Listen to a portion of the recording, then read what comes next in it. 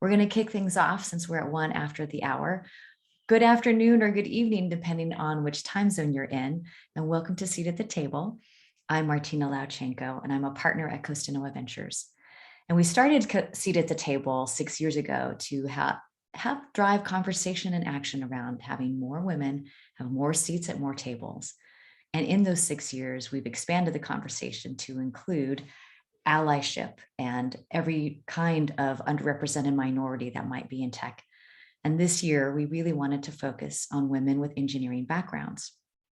Costanoa invests in the earliest stages of companies in infrastructure for data and developer tools and insurtech, fintech, and Web3, highly technical areas that also lets us see day after day how much of a gender gap we have as it relates to people in product and engineering functions.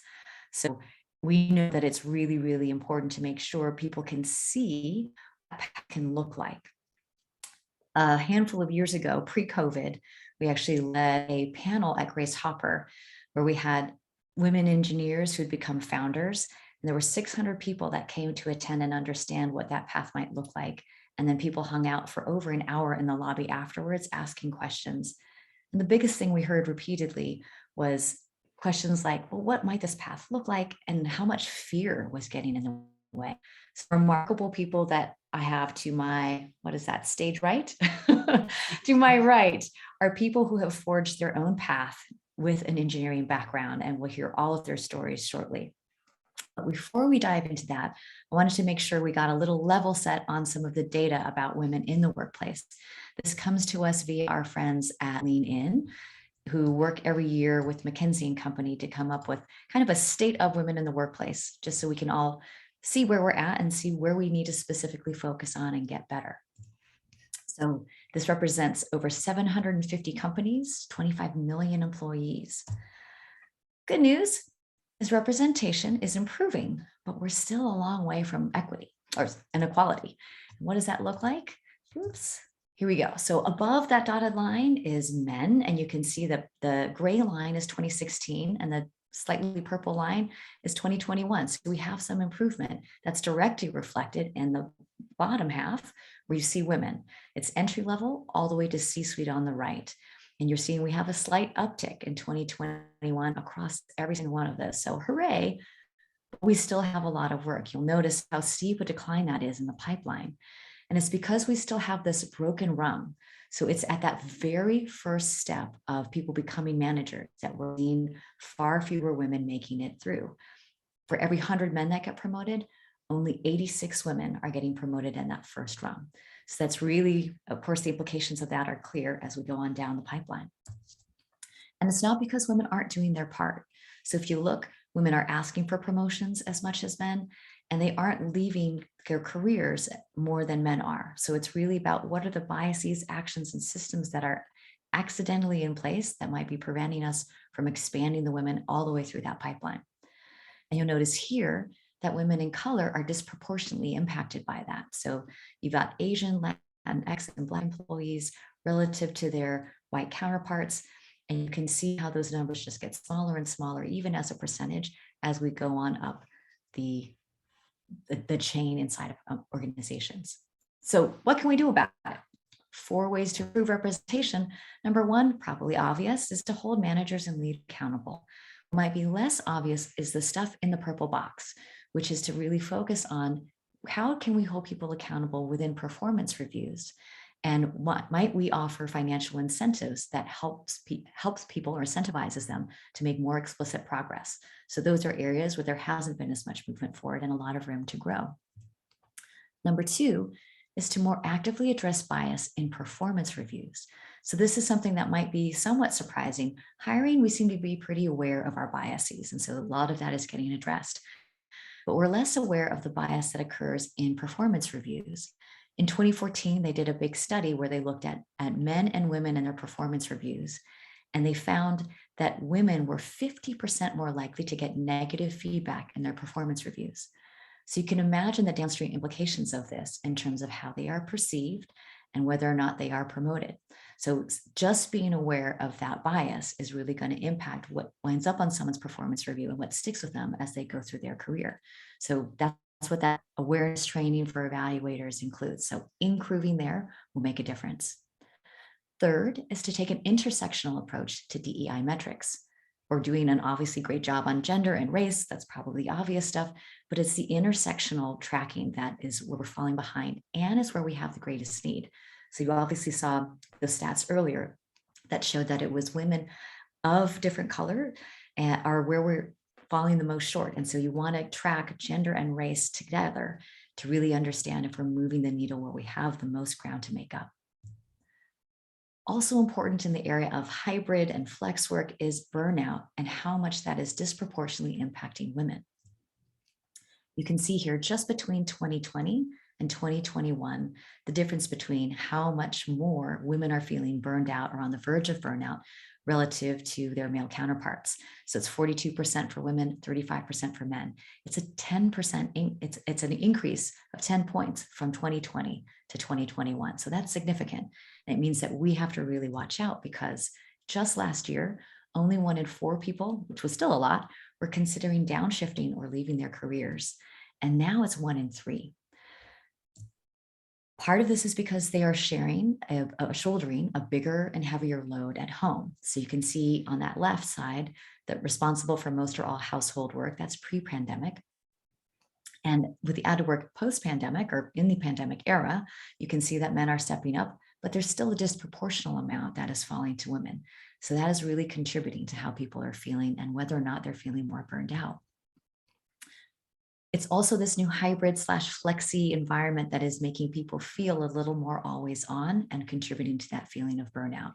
On the left-hand side, you see the people who are feeling burned out that are expected to be on a little more 24/7. 57% of them are feeling burned out. And on the right, those who are not expected to be available 24/7, still over a quarter of them are feeling burned out. So this is really something that we need to be watchful of. So what do? Number 1 is to continue to invest in employee well-being and work-life balance. The good news is all those raindrops on top of each one of those columns, that's the newly added or expanded support since 2020. So clearly everyone is aware and is investing heavily in making sure that there's programmatic support for people in all different aspects of how they can feel more balanced at work. But part of that is as simple as articulating where people are allowed to put in boundaries so that flexible work doesn't always feel on. You'll see here that only 1 in 5 employees have been told that they don't need to respond to non-urgent requests outside normal working hours. And only 1 in 3 employees have received guidance on blocking off personal time on their calendars. So sometimes it's as simple as communicating, hey, go ahead and put boundaries in place so we can respect them and everyone can see them.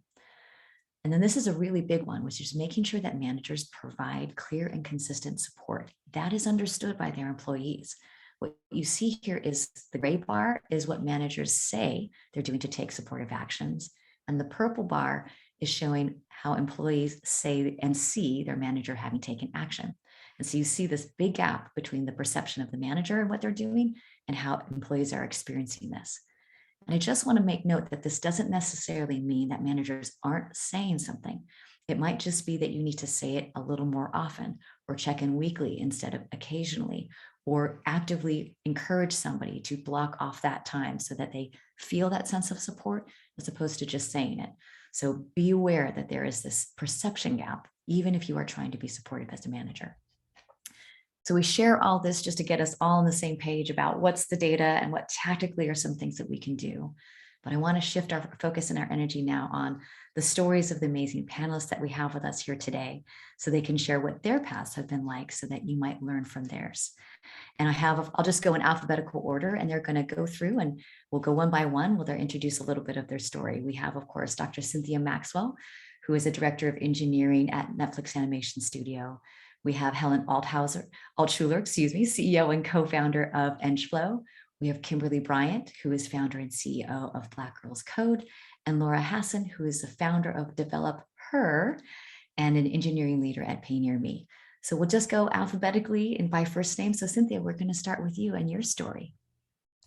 Thank you, Martina, and thank you so much for having me here. This is an amazing panel to be a part of. I think some of the relevant points from the story of how I got to where I am today is that I started my career at NASA Ames Research Center, which actually is a couple miles from my house. And I don't think I really appreciated it at the time, but my first manager was a woman with a PhD. And I think that really sort of set the stage for me that women can and should be leading teams. She really instilled in us sort of a strong work ethic. She had a saying that she would always tell us at the end of meetings, which is, there is no second place. And she was really great at painting a vision and sort of getting on board to rally to her cause. After I left NASA, I went to Berkeley to get my PhD. And my thesis advisor was another woman, Regina Baichi, who in her office had a sweatshirt that would hang on the back of her door that said results. And I think both of those women taught me about hardworking grit. And I think those are two sort of values with me after I left Berkeley and went to Apple and then Pinterest and then Slack and now Netflix. You know, I think a lot about those women who sort of helped me form my early models of, you know, how to achieve and excel. And I can't imagine how hard it must have been for them, you know, coming up in a male-dominated environment in the 50s and 60s. And so I definitely feel like a debt of gratitude to both of them. I think that both of them had a pretty big influence about how I got here today. I love that. And it's such an important reminder that even today, everything that we do can be an example for those that follow us. So thanks for bringing that up and those who inspired you. And Helen, let's go to your story. Hi, everyone. Great to be here. I grew up in Ukraine as it was emerging from the collapsing Soviet Union. And so for decades, the country was aiming for full employment. And as a result, women were everywhere, from construction workers to factory directors, engineers, astronauts, absolutely anywhere. I grew up without the bias of male versus female roles. And so that shaped a lot of how I look at things and how I entered the workforce. Now, that system had other problems like censorship and and religion-based discrimination, which ultimately led to my family refugee into the United States. But overall, when I came to the US, I entered the university and also had similar things to Cynthia. About 50% of my professors were women as well in computer science. And so that seemed normal. And I basically didn't pay attention to how many women were in my team as I progressed through my career. And I really didn't know that I was a woman in tech until I was asked to speak on a panel, Women in Tech, 10 years into my career. And that's when it was a realization, oh, it's a thing. I thought we were professionals. So a lot of different perspectives shaped how I initially looked at the growth, and as well as realizing that actually it's not exactly the same for everyone. And such a reminder that it is everyone's unique journey, which is why we're sharing so many different styles and flavors of it. And Kimberly, I know you had a distinctly different experience than both Helen and Cynthia when you were coming up in your early days. Yes, my experience was very different from Dr. Maxwell's and Helen's, in that, you know, I started my journey as a STEM professional back in the mid 80s. That's when I went to college, decided to major in electrical engineering with a minor in computer science. Now, if you look at the research on those dates around that time, there was a substantial amount of representation of women receiving bachelor's degrees in CS. That's about the last peak that we've had for the last 20 years, was about 35% or so. It didn't feel that way, however, for me, because, you know, I did not have any female professors, you know, throughout my 4 years of university. And I really didn't have too many women in my classes. Now, you know, we were a part of the engineering school. There were other women in other disciplines, but within the electrical engineering discipline, most of my classes, I did not have other female participants as a freshman and sophomore, you know, in my class. And I had very few students of color in those classes. So my experience was very isolating from that perspective. Being in one of the most competitive schools in the Southeast, and, coming from a very stringent and strong academic background, it was difficult to navigate, this very rigorous curriculum and not have community. So that was a different experience than I think Helen and Dr. Maxwell described. And this was also reflective as I started my career. So I decided to go into heavy manufacturing for the bulk of my career. So first in the chemicals industry, then in the pharmaceutical and biotech industries later in my career, the products at that point. And what I found that I was really pushed into roles as a leader very early in my career. So like I was in project management for exactly 1 year, and I was never a bench engineer again. I was always on the managerial track in technical engineering, and it was very lonely as well. There were often a handful of women in these leadership roles, but especially early in my career, I was often not only the only woman in the room, I was also the only person of color in the room, and probably was the youngest person in the room. Now, that wouldn't be the case now, but then it was, which made it even more difficult, to really kind of have my voice be heard, to be respected for my expertise as a leader in this very male-dominated environment. So I think, part of my journey later in my career and starting my organization, Black Girls Code, was to try to change that perspective and really create a community for other women to find themselves or to find other allies and to have community. I love how the earliest parts of your career brought such shape to the later parts of your career. That's really excellent and inspiring. Lauren, tell us about your story. Thanks. So mine starts early as a freshman year in high school, where my parents put me into computer science, not even knowing what it was, saying it'll be good for you at the advice of some friends. And I went on to get a triple major at Duke in electrical engineering and computer science, and then added in economics for good measure. But I left tech after college. I had some less than stellar college internships that left a bad taste in my mouth, and I went into investment banking and entrepreneurship. And ultimately, after a number of career moves, I found myself completely at a dead end 11 years ago, living on unemployment checks with no confidence, no marketable skills. I mean, when I graduated, not only did the iPhone not exist, the Razor didn't exist, and like SMS text messaging wasn't even a thing yet. I mean, my tech skills on a Unix box were completely outdated, and no one would give me a chance. And iOS was getting big at the time, and I had an agency that gave me 90 days to teach myself iOS, improve myself. And it was the most terrifying experience ever. But within 2 years, not only won the company-wide award at this top mobile agency and some big hackathons. I won the South by Hackathon 2 years in a row. My work was featured in Apple's big iOS 7 keynote. I met Kimberly as one of we were two US innovators invited to attend the UKG Innovation Conference. And I was getting regularly recruited by FANG companies. I mean, companies that wouldn't even source me in before, regularly trying to get me to come work for them. And now I'm not only a director at PayNearMe, a Silicon Valley payments company that's a portfolio company of Costanoa, but I'm also the founder of DevelopHer, and I'm a motivational speaker, and I help women in tech get promoted, get ahead, earn more. I not only work with individual women, but I also help the companies that want to build their individual tech bench of women leaders to get to the next level. And I'm doing that. I don't believe those roles are mutually exclusive. I said I want to be a founder, and I want to work on the front lines of tech myself and be that role model for women in engineering to go to the next level and say, I can be a director. And I still write code to this day, and I absolutely love it. So Kimberly, did we lose you or just lose your visual? I'm back. Okay. Sorry, can you hear me? We can hear you. We just can't see you. You have an empty seat at the table. I don't know where I am. Hopefully they'll put me back in. All right. Well, while we are adjusting that, so hopefully we can see you.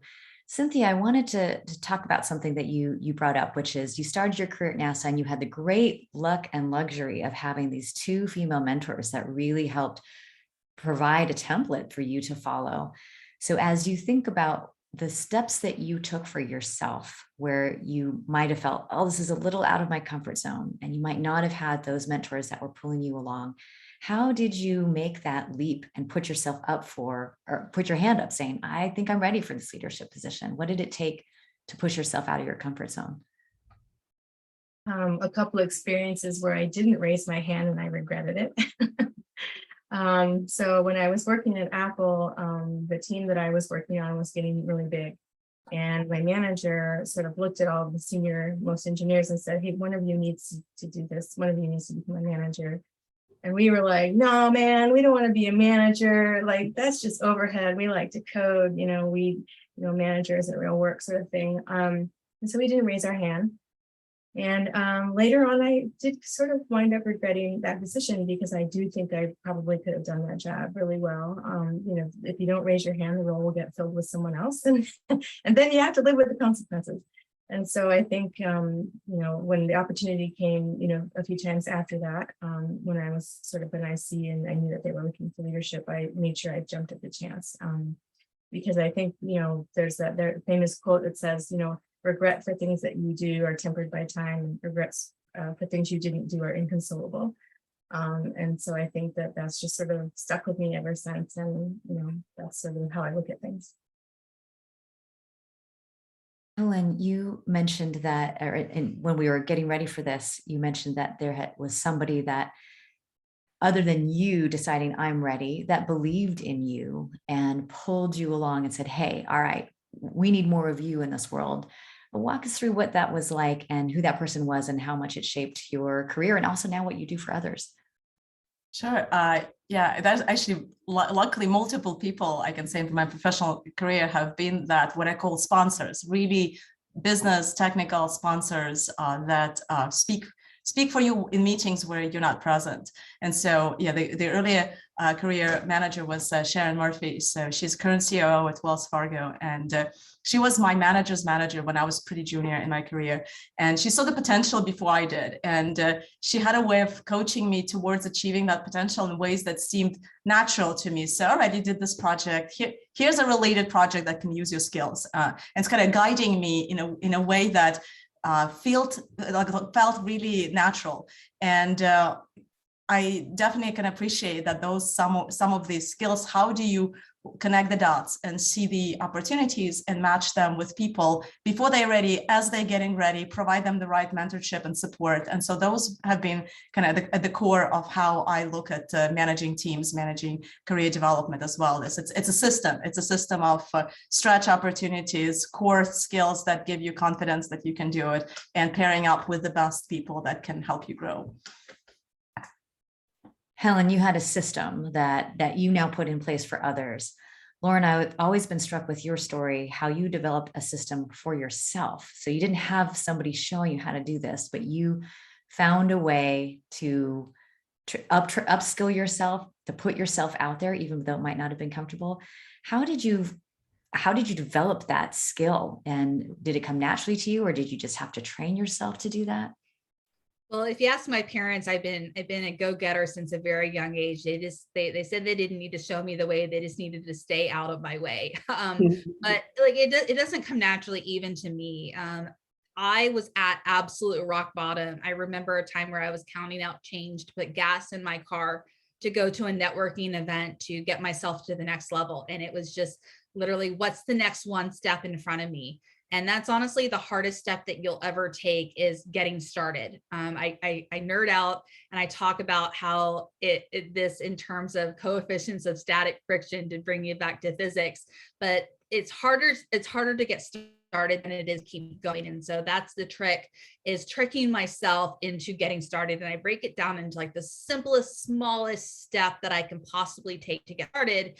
And then I build on momentum. And once I get some momentum and action, that's when I really start seeing change in my life.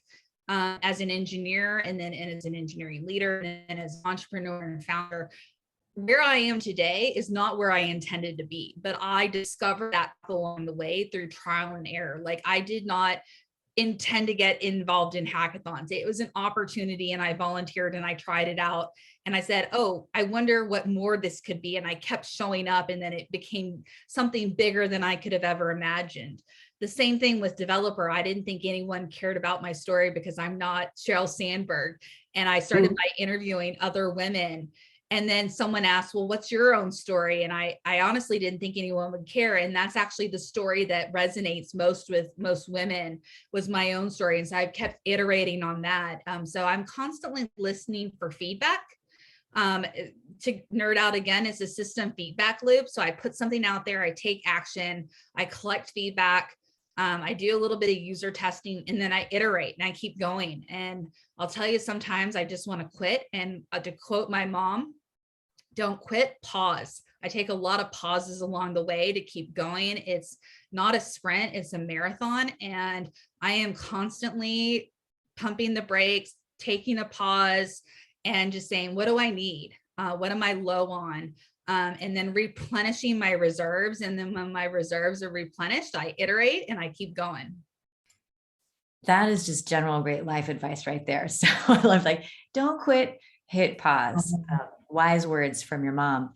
Kimberly, I am curious, because you mentioned this in your intro, that there were many times that you had trouble feeling seen and heard. And that is something that I hear a lot from women in engineering teams in particular, and product teams, that they'll say something, it's not heard, even though they acknowledge that it was present, and then someone else says it and all of a sudden it's heard.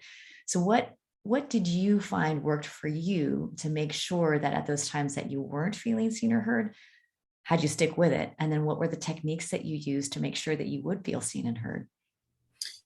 Well, one of the things that resonated with me with Helen's story was this notion of having a sponsor. And I think a sponsor is very different than a mentor, you know, and I think we've heard that notion that women are over mentored and under sponsored a lot. That's true. I think it's been true for me throughout my career life, even before founding my own company, but even in corporate, that the folks that were most impactful in my journey were those who were sponsors. So those who were in the room when I wasn't in the room, and who could speak my name into places that I wasn't. And I remember, and I think I shared in our pre-panel call with you an experience where my boss's boss, who was like a senior executive director at one of the biotech companies that I worked with earlier in my career, pulled me aside after a team meeting one day and asked me why I was not sharing my voice in this room of my other peers. They were all men, other directors in this department, and myself. So there are about 6 of us. All of us were at the director level running this manufacturing facility. And my boss's boss was like, why are you not speaking up in these meetings? And I was like, well, I want to be part of the guys. I don't want them to say she talks too much. You know, I wanted to be in the club with the boys. I wanted to be part of the boys club. And he was like, oh, no. He was like, you are here. And the reason you are here is because you have a different perspective. You have something different to offer to the team. And I need you to speak up. You know, that's the reason that you're here. And that one conversation, I feel it was pivotal in my development as a leader and learning how to own my voice, to own my story, and that never being afraid of sharing it. And even if that meant, you know, which often happens to women in these rooms when we're one of a few, you know, we will say something and then it gets ignored. And then the next person says it and it's like, oh yeah, that's a great idea. But being confident enough to say, hey, I think I just said that, you know, a little bit ago. And this is how I see that. But I also agree that, and I'm glad you see it as well. So I think really being able to find my voice as a leader, especially, you know, once I went out on my own and became a founder as well, has been critical to my survival. I won't even say success. I think my survival has been really predicated on being able to own my voice and own my story. It's what's helped me to survive. Helen, you mentioned that you also, like Kimberly, had the great blessing of some incredible advocates. So sponsor advocacy, they go by different names, but it's really the same form, which is someone who is not necessarily in your direct chain of command, that is advocating on your behalf for your career progression specifically. So Helen, you had the gift of people that were doing that on your behalf. Tell us what they did and also how it has shaped what you now do. Yeah, and actually, I can relate to what Kimberly said. I think that's a good quote for this panel. Women are over-mentored and under-sponsored. I haven't kind of appreciated that until I've experienced this without realizing that that's what I've experienced. First of all, most important is the biggest impact is early in someone's career. And so I think this is also where I've had definitely a great experience very early in my engineering career. And as I took the leap into the first level of management as like leading larger projects across teams, the sponsors kind of emerged as based on my work, which is really the best way you want to have a sponsor in your career. So Paul Compton, who's also like at the time was not yet in the C-suite of JP Morgan, now is head of CIB at Barclays. He was a very influential leader responsible for the business agenda for our credit risk infrastructure transformation, which was a 3-year initiative coming out from the Enron disaster and like how we're going to reimagine the bank information systems. And so at the time, I was leading a project and I had some visibility to him through the project update meetings on a periodic basis. But at the same time, he was aware of the work that I did at a more deeper level because of his engagement in the program. And also that he was aware of the fact that prior to me, several other leaders failed to deliver that particular set of technical projects. And so as the project was nearing completion, he would go to various senior leadership meetings where I, of course, wasn't in those. As those meetings, as the tech discussions are happening about new projects that they need leaders for, he would basically say, we need a Helen. Needless to say that within a month, I had multiple kind of career options to look at because he recognized the impact of somebody's work, and he also made sure that there are others, his peers, that are aware of that. And so to me, that the most impactful to someone, this is early in their career because it shapes impact on them and it gives them the energy, which I absolutely have, to do that to others. And I'll just point out, because both Kimberly and Helen's examples are ones where men were advocating on behalf of people that were many levels below them because they believed in their potential and they thought it was important. So just putting out there that this is work that everybody can do. And Cynthia, I know that, or do you prefer Dr. Maxwell? I never asked you that. Either is fine. You know, just as an aside, I added doctor to my LinkedIn profile after the op-ed came out about how Jill Biden is not a real doctor and she should not be using the honorific. I took offense to that and have used it ever since. I never had the honorific on my name before that op-ed. And so now I'm like, you know, that is a very good point, because I likewise have a friend who has a PhD and we talk, and her honorific that often gets dropped and we didn't make a big deal about it. She's like, no, I did the work. I should get credit for it. So Dr. Maxwell, I know in your current position, you have started a team with a very different philosophy and different dynamic. Tell us about this team, what you've built and how it has been different based on what you've observed at Netflix. Yeah, well, 1.5 years ago, I had the opportunity to start a brand new technology arm inside of the studio engineering organization. And you know, several people expressed interest in transferring onto the team. And I wanted to do something a little bit different. And so I intentionally created the team with a majority of women coders. In fact, it was 90% women coders. And I just, you know, wanted to sort of see what happened, you know, what sort of dynamic might emerge, you know, how could we do things differently? And, you know, one of the nice things that I saw was that, you know, we cheered for each other a lot more. You know, there was no, you know, dominant voice sort of in the group that everyone sort of got behind, including my own. I also noticed that we started leaning into playfulness a little bit. We chose as our team emoji the little chick coming out of the shell, which is like pretty cool. And I was told by one of the members of the team that she was almost on the verge of quitting tech.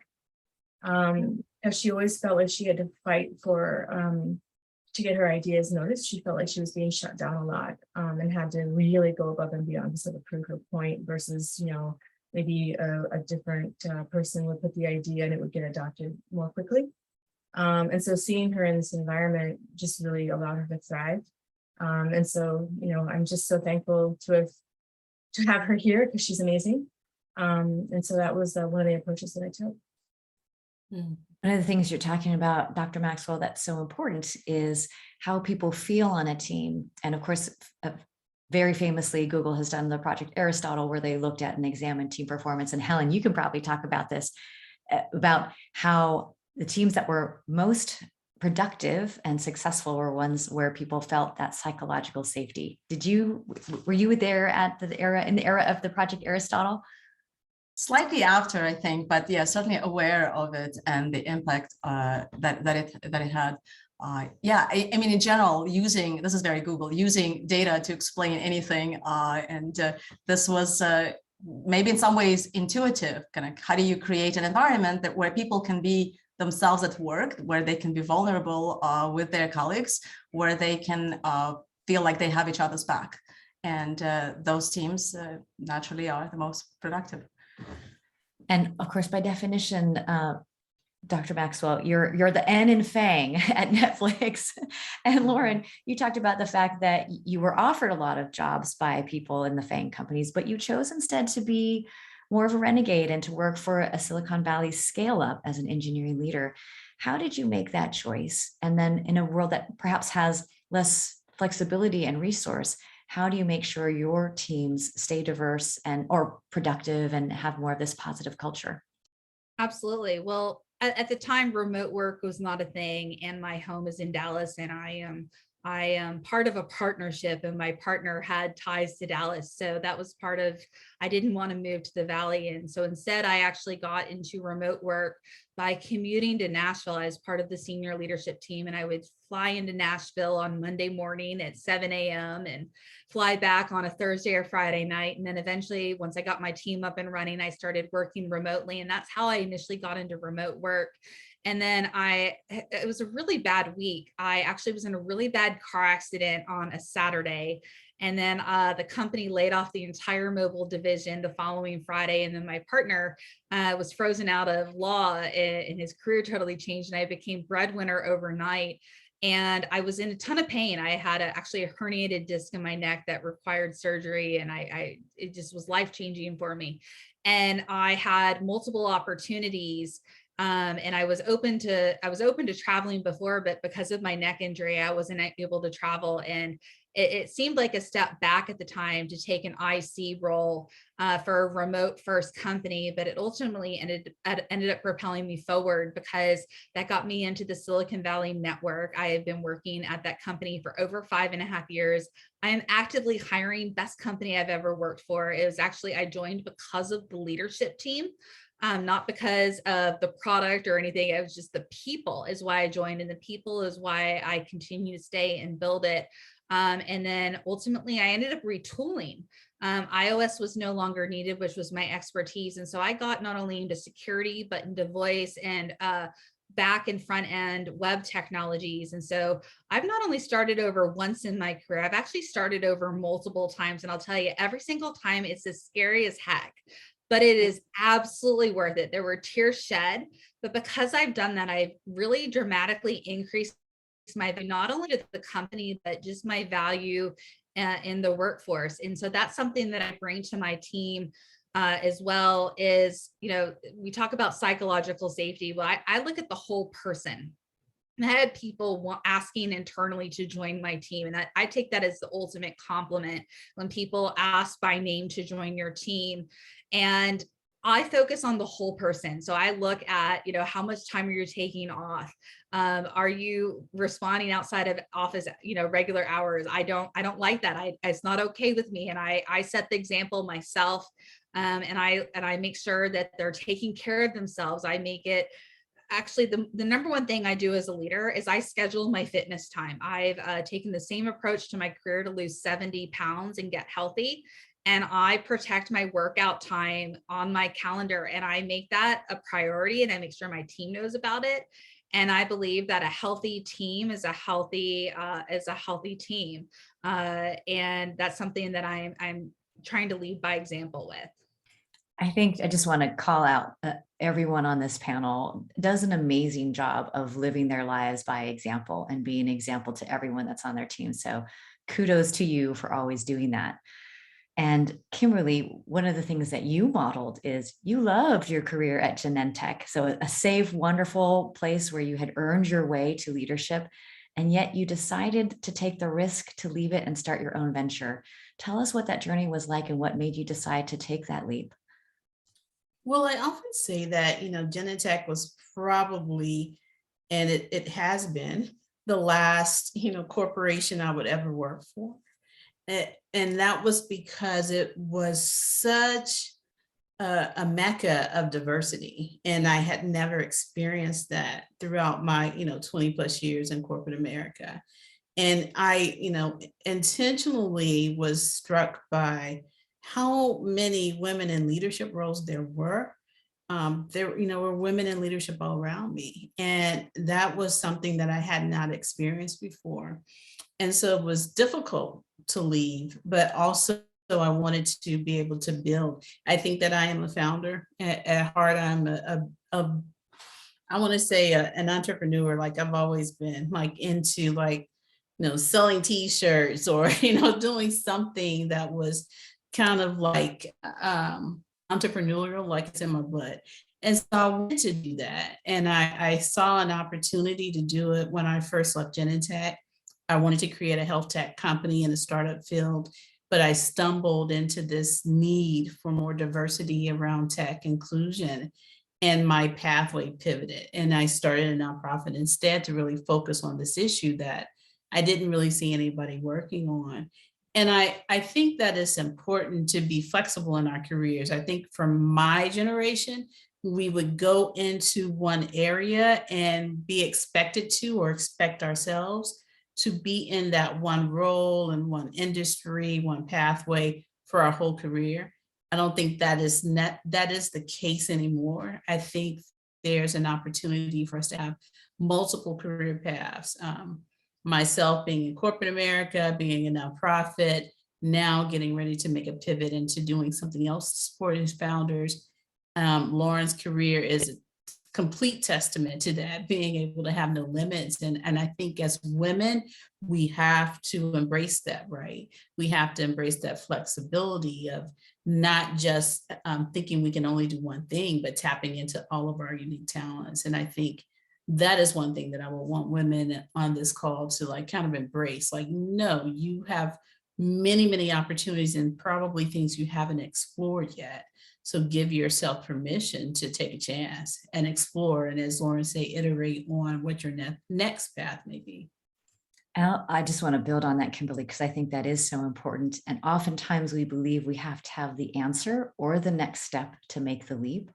I myself have done this where I took the leap without knowing what the net was going to be and became an interim operator and did advising.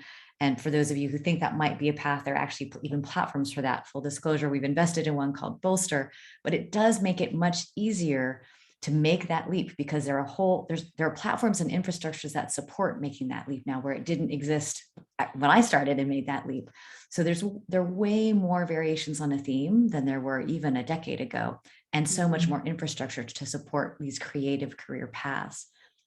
So you started a nonprofit. Helen, you started a for-profit, super high-flying startup. So tell us what made you finally decide to make that leap into being a founder yourself. I actually thought it was interesting that Kimberly mentioned that she joined a company thinking that was the last company that you were going to work at. In a way, I joined Google as a way, all right, I can do this for a long time and then retire early and do other things. And so it's a bit of an unusual story. So first of all, like having spent most of my career in fintech, how did I end up in deep tech, which is what my company does today, the build systems and developer tooling. So at my Google interview, an engineering director, Jeff Cox, spoke so passionately about his team and the work that they were doing that I decided that I should find out what it was all about. And so I came home, I installed Bazel, the build system that Google open sourced on my laptop, followed instructions, got it to work, and I thought, okay, I can do this.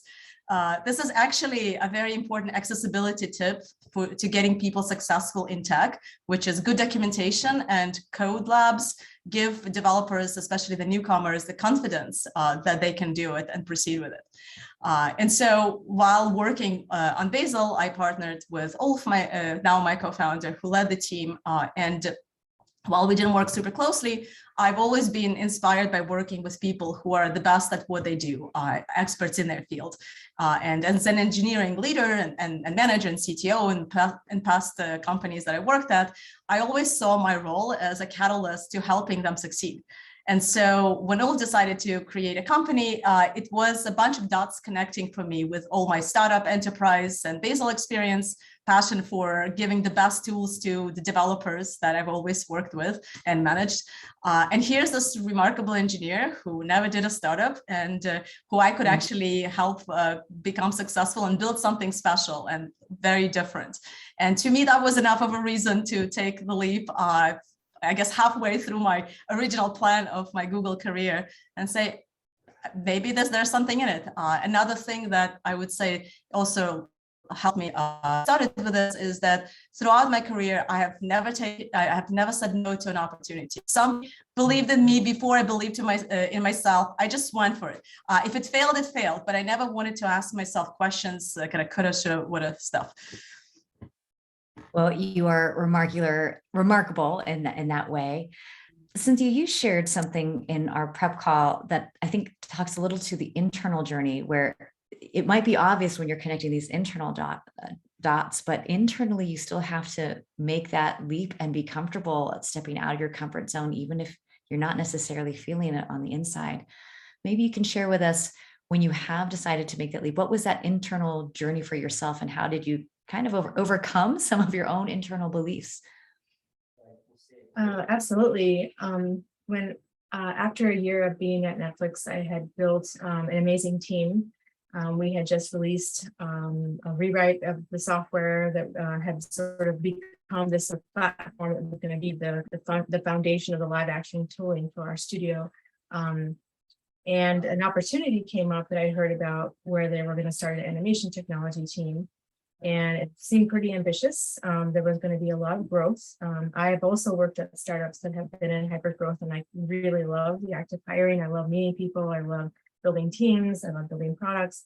And so I got really attracted to the opportunity, but it was a bit scary because here's a high performing team. I'm in a group. Everything's great. Like, this is what I had been looking for the last year.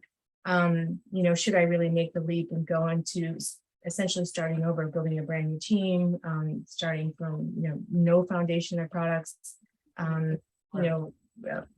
trying to help this amazing company build a new arm of their engineering. But I decided to go for it because, again, I felt like if I didn't go for it, I might kick myself later. What could I have done? What could I have achieved there? And, in retrospect, I'm really glad I did. We've learned a lot. It's been incredible to hire so many people and to learn about this new discipline. So my degree is in computer graphics. And many of my peers have gone on to become leaders at Pixar and ILM and that sort of thing. And I made a hard pivot into signal processing right after graduation. And so this is kind of a nice return to the roots of sort of what I studied, which is really great. So I think in summary, the internal dialogue, again, is about that quote about regret, right? Regret for things that you do are tempered by time, regret for things you didn't do are inconsolable. And so similar, to Helen, you sort of lean in and sort of go for these opportunities and see what happens.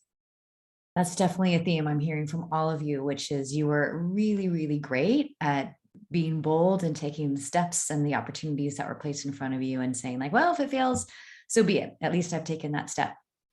But Lauren, our last question before we go into Q&A, one thing that you said that I really want to hone in on was you were comfortable taking what at the time seemed like a step backwards that turned out to be a step forward, but you didn't know that at the time. In retrospect, if you were to advise people on, sometimes it's not obvious that this could be a step forward. Are there things that people might look for that might not be obvious on the surface where like, don't worry about it and just go ahead and make that leap? Yeah. So on the surface, the job that I ended up taking was not the job that I thought that I wanted. And in hindsight, I am so glad that I did it. Like it worked out to be better than I could have ever imagined. But what I did is I did a side-by-side analysis. I had multiple opportunities. I wrote down, what does success look and feel? What does it feel like to me? Not what is it in terms of title, but like, when do I wake up? Who do I work with? What's my lifestyle like? What kind of things can I work on? And I described this life that I wanted. And at the time I hadn't found a developer, but it was on my mind. I have the carve outs in my employment agreement to do this. That's how adamant I was going to start something. And I wrote it out, and then I compared it to what are the opportunities that I've narrowed it down to. And when I put it side by side, I said, which one is going to get me to the life that I really want? Like what success really feels like to me. And I had been chasing these really high flying, the other opportunities where they paid more. They had a lot of, impressive travel, a lot of perks, working with C-suite. I mean, everything I thought I wanted. And then in leadership. And then here's this job working for a company that I couldn't even download the iOS SDK. I never met my hiring manager in person, didn't even see him on video. And it was an IC role, and I took a step back, but it felt right. And it aligned with what my definition of feeling for success was. And because I did that, I've lived a life that's truly aligned. And Kimberly talked about, taking those new opportunities and iterating. And I've refused to live a life where I live in a world where it's either or. To borrow so, and I've done a lot of therapy. And I know there was a question in the chat about mental health. I own it. I talk about this all the time with DevelopHer. I have mental health issues. I talk about them publicly. I invest in mental health resources and therapists. And one of the most valuable things I learned from her, other than to watch your dashboard for your energy level, was live in a world where it's both and. I refuse to live where I have to choose one or the other. I instead try to live where I can find a win-win for everyone. That's how I negotiate. That's how I work. That's how I lead my teams. And it's how I'm really getting a lot of change with DevelopHer, because I refuse to say I need to be just a founder or just an engineering leader. I said, how can I make both happen for me? And I who am I? I'm not Sheryl Sandberg, but I hope that I'm inspiring some people. Well, you are certainly inspiring a lot of people right now, because the chat is going off the hook for your humanity and vulnerability, and sharing the fact that you struggle with mental well-being, and the fact that we should be talking about that, and that it is really important. And so bravo, and thank you for sharing that part of your journey. And let's see, other questions that we have. So this is the time to drop them in. But I also just want to note really quickly too, Lauren, that the fact that you took the time to define how success, what it feels like to you versus everyone else's external markers of what it should be, I think that's really hard for a lot of us to do. And we feel sometimes like that's not okay to just do what feels right versus the shoulds. And just to encourage everyone to think about, who are you doing this for? This is for you, and just to make sure that you're taking the time to figure out what feels true to you as a human being. It's hard. It's really hard work. So you got to take the time to do it. Okay, let's see if there are questions that are coming in.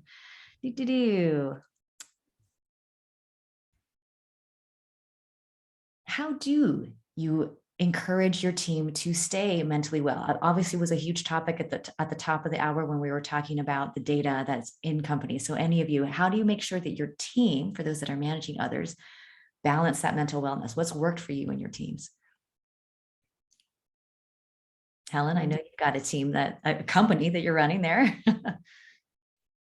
It's a challenge. It's a challenge for a startup, especially venture-backed startup, when your goal is to move fast and create great products and work with customers, and very sophisticated customers with super high expectations.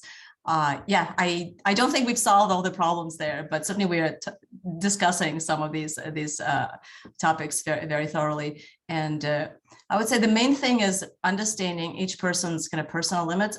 This is a responsibility that you should have as an individual. You need to know your limits, and you need to set them very clearly, and ideally before you burn out. How do you know that meter?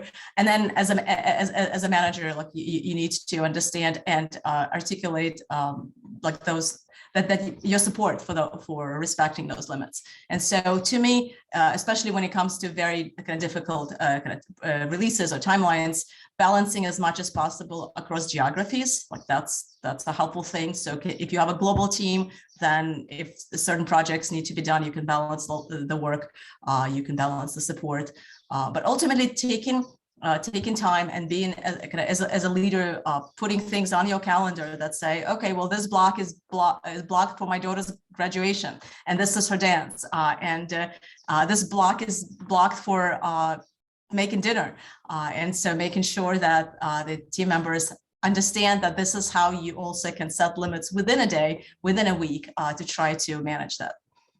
And Dr. Maxwell, 60 seconds, anything quick to add to that, since you have a team that's already saying, I've never felt better on a team. Other hacks that a lot has happened between when we first started it and where we are now, in the world. And I think it also just starts with acknowledging that it's okay to not feel okay. You don't have to put on a brave face and act like everything's okay, because we're humans, right? We don't sort of shut ourselves off, when we come into work. And so I have also shared, sort of my journey of finding a therapist and, how it's gone, and sort of letting people know that I'm utilizing the resource and encouraging others, to use it as well. And I think, similar to what people are saying in the chat, encouraging people to take time off. I also check in with people, as far as how they're feeling with their flow state. Are they anxious? Are they bored? And, are they leading to burnout? And trying as hard as I can to sort of nip burnout in the bud. But sometimes, things happen, and making sure that we can support people and as a whole human beings. So we've got 2 minutes left. And so I want to take a 60-second speed round. So we're just going to go quickly through each of you answering this question. So favorite book you've recently read, Helen? Loved the Martinos loved. Thank you. Kimberly, favorite book you've recently read? Hollywood Shuffle. Ooh, Lauren, favorite book? Reading for the 10th time, Tony Robbins' Awaken the Giant Within. Ooh, and Dr. Maxwell? I'm currently enjoying reading Mistakes Were Made by Not By Me. All right. Very nice. Favorite sanity saver? We'll start with you, Cynthia. Yoga and gardening. And you, Lauren? Getting my nails done. Ooh, nice. Kimberly? I'm gonna say Netflix and chill. So thank you, Cynthia. And Helen? 2-hour walks in New York City. All right, last question. Favorite word, Helen? Inspired. Kimberly? Grace.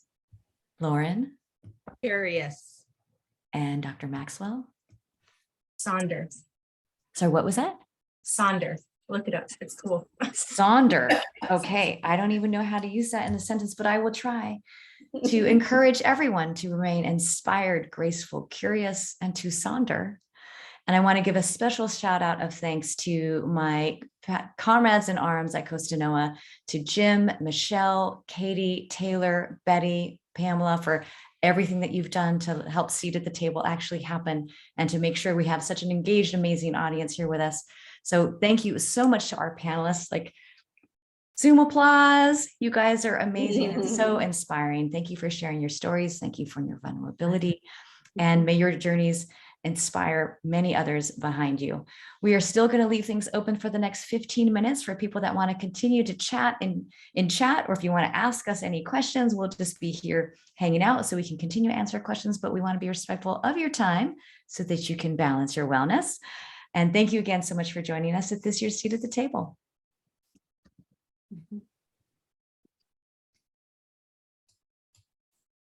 And imagine music playing now.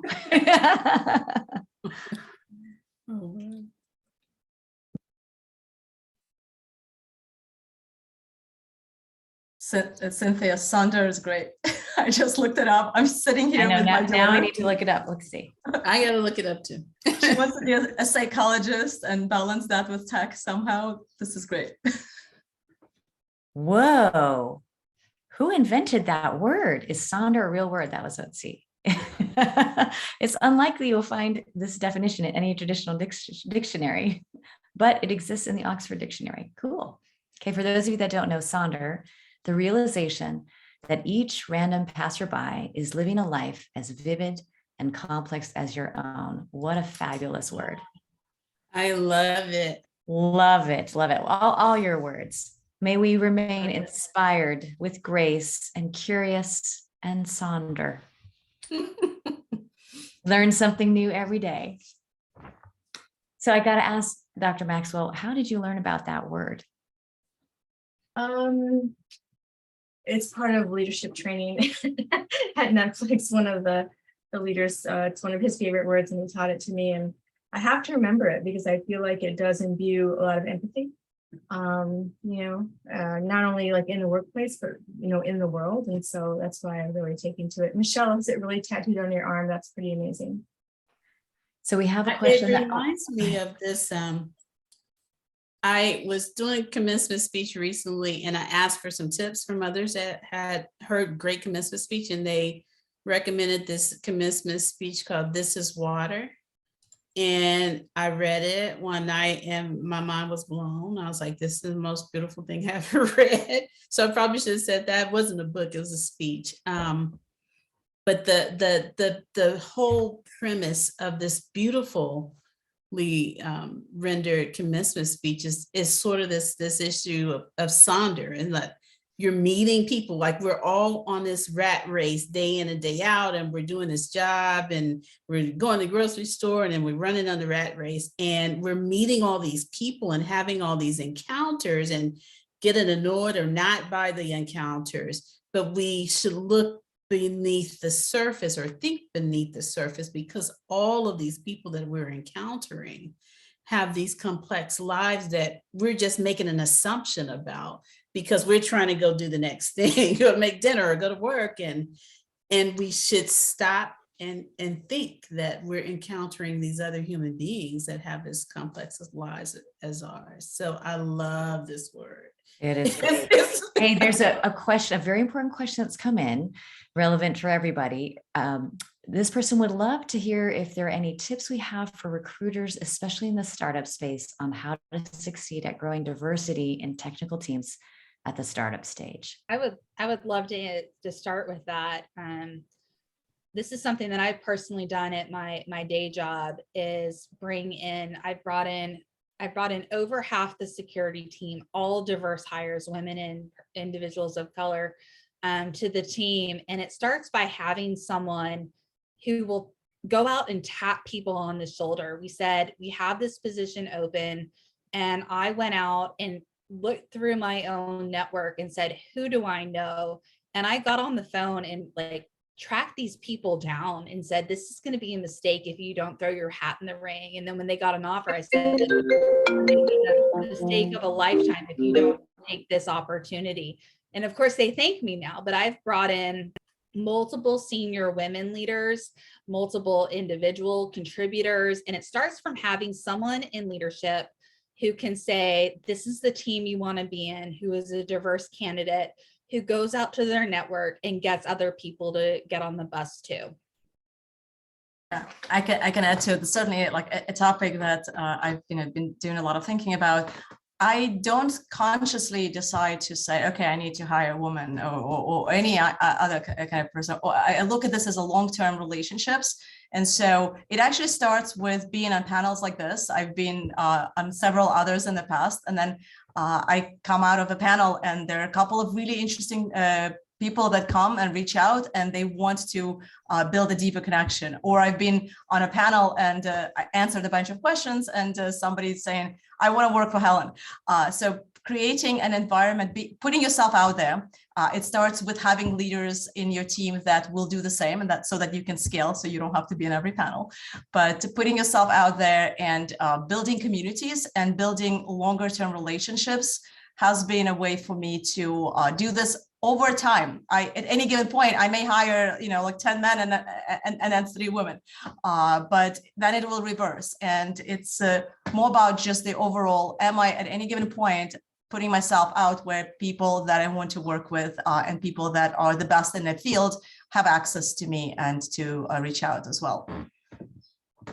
Any other tips or hacks to recommend from the rest of our panel on how to do this in the early stages where you have to survive in order to be able to hire? And so sometimes it seems like expediency might be prioritized over getting somebody that is more diverse. Any thoughts on that? I think one thing I'll add is just be authentic about it. Don't swoop into a community like just when you're hiring. To Helen's point, it's a long-term relationship, right? So really invest in conferences and that sort of thing. Get to know people, authentically, so that your network gets a lot larger, right? Like I think I read somewhere that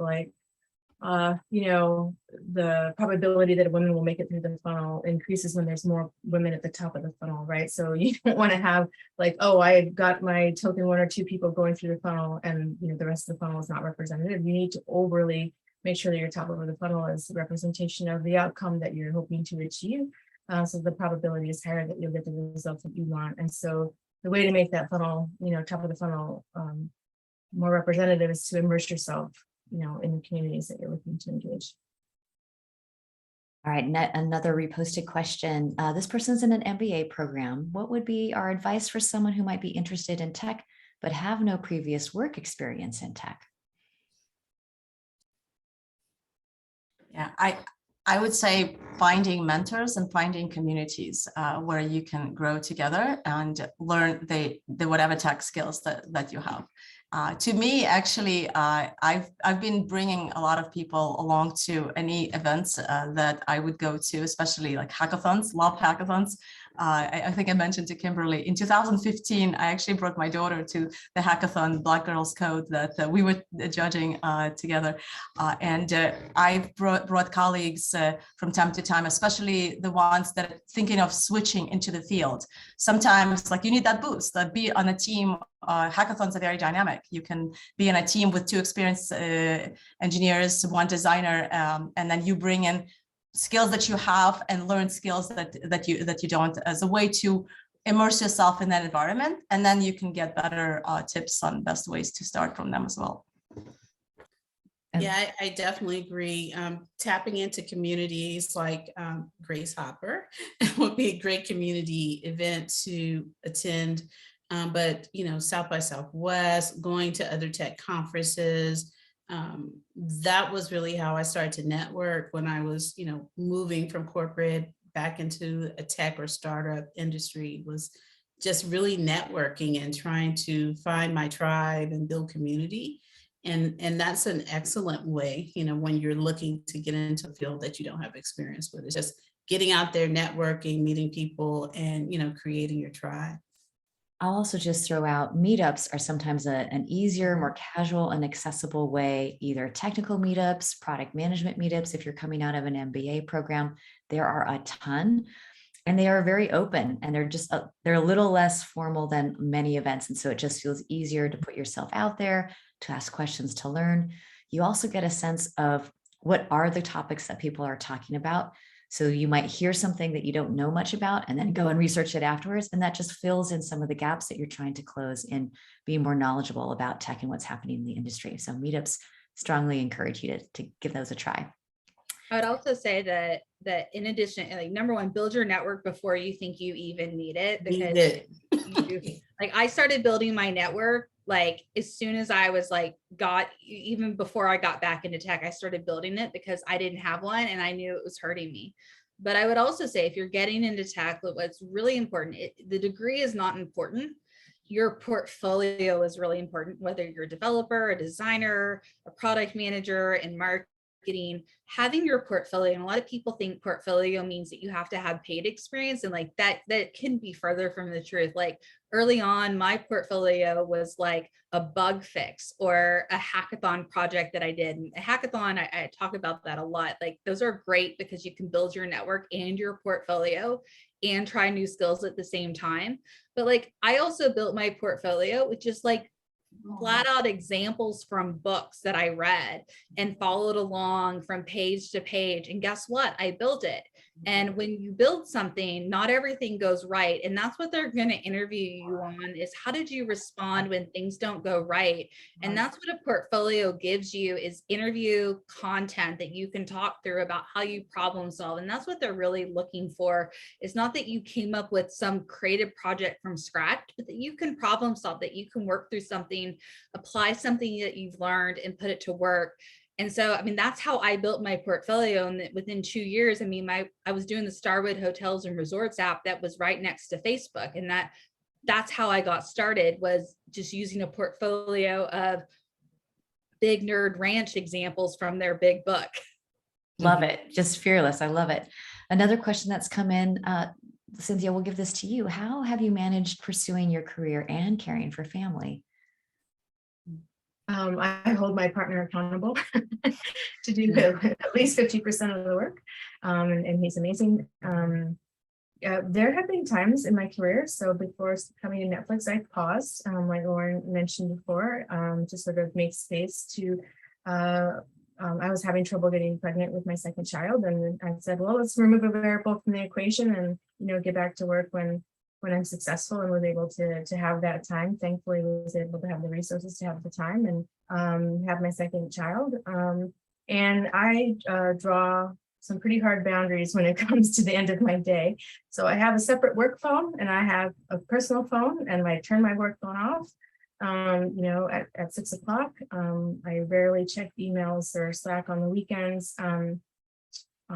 Because I really want to be there for my boys. They're young now, and there's a clock ticking until they're going to kick me out of their room and not want me hanging out with them anymore. And so I'm going to try to enjoy the most that I can. I also have help. So, again, I'm thankful that I have the resources to be able to bring in care, like a nanny care for my youngest. And so I'm not shy about bringing in help as needed. I'm not going to fool myself thinking that I can do it all, because it's definitely difficult. So that's some of the techniques that I use.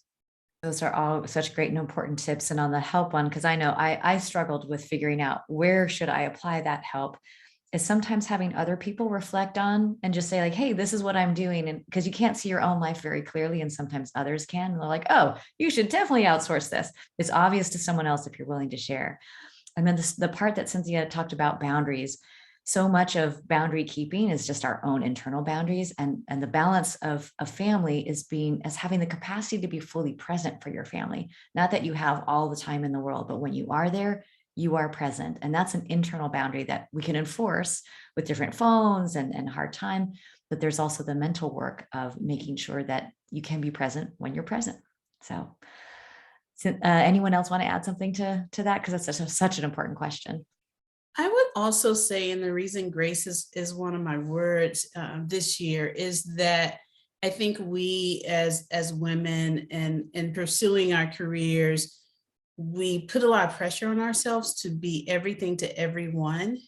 And my daughter is 23. She just graduated from college last week. So I am done. It's just only one. But I raised her as a single parent, and it was difficult, and I think that give yourself some grace that you won't get it all right. And that's okay. And I think you can still have it all, but you may not can have it all at the same time. So you need to give yourself that grace that you can have all the things, but you have to make space where you can really, as Martina said, you can fully be engaged when you're on the path for whatever that thing is. So whether it's with your daughter and sons and your family, just giving yourself some grace to like be fully in the moment when those times occur, and just be okay with not being everything and having all the things at one time. This is a long race. This is a marathon. It is not a sprint. It is a marathon, and you will get there, but take your time and give yourself the grace. I love that. Being able to create space and being comfortable with space, which I think a lot of us are running and gunning at 110 miles an hour at all times, realizing that some spaciousness is actually a good thing. It's not that we're slowing down. Okay. Oh, best word that someone's putting out there, believe. Excellent. Well, we want to be respectful of everyone's time. We want to say thank you again to our panelists who are so amazing in every way. And thank you for everybody who stuck it all the way out with us till it's 4:15 Pacific time and 7:15 for those of you who are on the East Coast. So thanks for being with us all this time.